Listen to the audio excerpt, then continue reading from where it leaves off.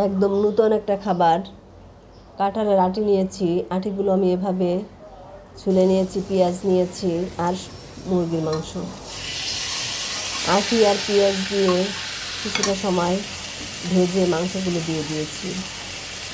খুব সহজেই আপনারা রান্নাটা করতে পারবেন। একদম অল্প তেলে অল্প মশলায় আমার রান্না। একে একে সমস্ত মশলা, জিরে, আদা, ধনিয়া গুঁড়া, পেঁয়াজ, রসুন সব দিয়ে, শুকনো মরিচের গুঁড়া, মশলাগুলো আমি ব্লেন্ডার করে রেখে দিয়েছি আগেই, তাই আমার রান্না করতে তেমন সমস্যা হয় না।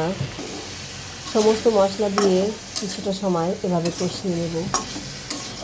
মাংসের সঙ্গে কাঁঠালের আটিটা এত ভালো লাগে, একদম নরম হয়ে যায় অনেক।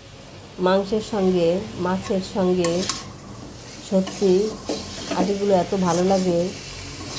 নিরামিষের ভিতরেও আমি দিয়ে থাকি, কিন্তু মাংস আর মাছ ভুনার সঙ্গেই বেশি ভালো লাগে কাঁঠালের আটিটা, কারণ অনেক সময় সিদ্ধ করা হয়ে যায়, তাই একদম নরম হয়ে যায়।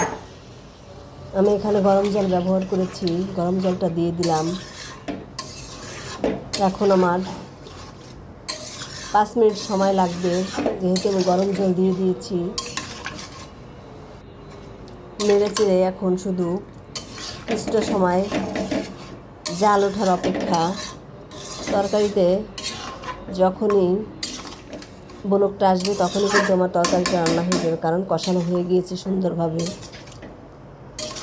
দেখুন মাংসটা প্রায় হয়ে এসেছে।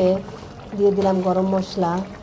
গরম মশলা গুঁড়ার সঙ্গে আমার আছে দারুচিনি, লবঙ্গ, এলাচ, 2 ধরনের গোলমরিচ দিয়ে আমি ব্লেন্ডার করে রেখে দিয়েছি। গোলমরিচের টেস্টটা অনেক বেশি সুন্দর হয়,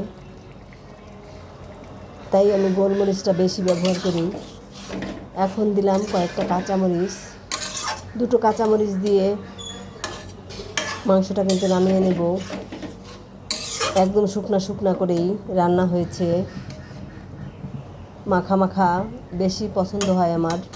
এদিকে আমি দেখছি যে কাঁঠালের আটিটা সিদ্ধ হয়েছে কিনা, দেখে আরেকটু টেস্ট করে নিলাম লবণ হলুদ, লবণ মরিচ হয়েছে কিনা।